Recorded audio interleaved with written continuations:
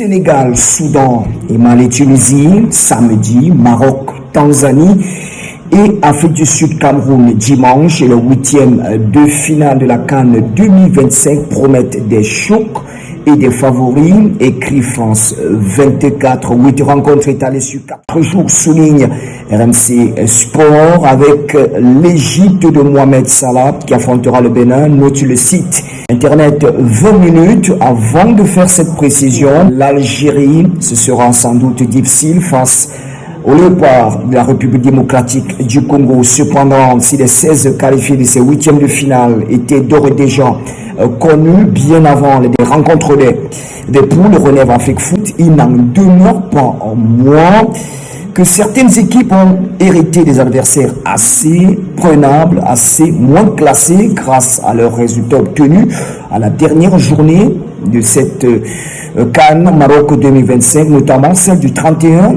décembre 2025, la journée des matchs de 3e journée donc de poule. Par exemple, le dernier match de ces 8e de finale opposera les étalons du Burkina Faso aux éléphants de la Côte d'Ivoire. Les hommes de Mesfaye ont validé de justesse leur premier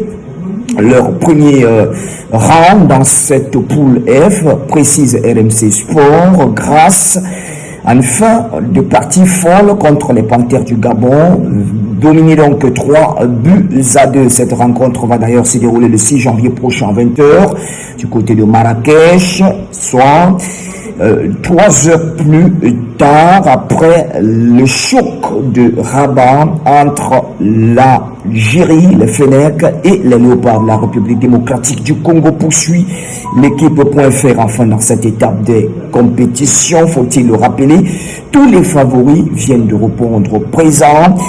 Les 6 têtes de série ont terminé premiers de leur groupe, écrit BBC Afrique.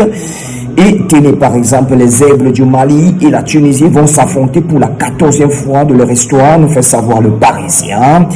Et le Nigeria et l'Algérie, les deux seules équipes à avoir terminé dans cette première phase de la compétition, dans ce premier tour, avec un sans faute, 3 matchs disputés, 3 victoires, 9 points sur 9, vont donc se retrouver dans la même partie du tableau, note encore BBC Afrique, et elles pourraient naturellement s'affronter dès les quarts de finale, conclut le journal international BBC Afrique.